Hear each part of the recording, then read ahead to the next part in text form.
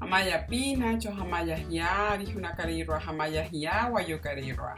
Para las personas que están siguiendo las clases de Wayunaiki para el mundo, les pedimos disculpas porque hemos tenido un cambio con la música de fondo. No contamos con las licencias de la música que exige YouTube y por eso la hemos cambiado. Gracias a las personas que nos han hecho comentarios en nuestro canal de YouTube. Joan Ramírez está pendiente de tu correo porque pronto te enviaremos el material que nos has solicitado. Y para esta semana tenemos un video en el que hablaremos de las consonantes. Según lo que me ha estado contando Nacho detrás de cámaras, el alfabeto Wayunaiki tiene 20 letras. Ya hemos visto 6 que son las vocales. Nacho nos va a hablar hoy de cuáles son las diferentes pronunciaciones que debemos tener en cuenta de letras particulares en el Wayunaiki.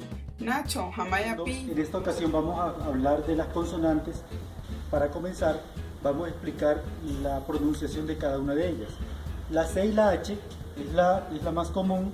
Aquí tenemos el ejemplo con chajarruta, que es el machete. La letra J, en el caso de J, vamos a pronunciar jinturu. Aquí se pronuncia casi igual que en el español. Con la letra K, que la usamos mucho en vez de la letra C solita, tenemos como ejemplo carapas. La letra L en Wayunaiki tal vez es la más complicada de pronunciar porque esta no suena como la L normal del español. Esta L va a sonar como entre L y R. Así, por ejemplo, en este caso vamos a pronunciar lumá, que es diferente a lumá o a arumá. Siempre se va a pronunciar como lumá.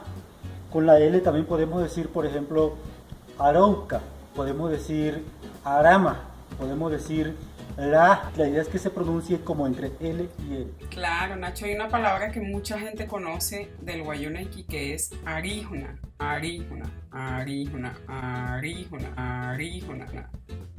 Entre L y R, arijuna, una persona que no es Wayuu. Y bueno, esto ha sido todo por hoy. No se pierdan el próximo video que será la segunda parte de las consonantes en Wayunaiki. No se olviden que aquí lo que hay es Wayunaiki para el mundo.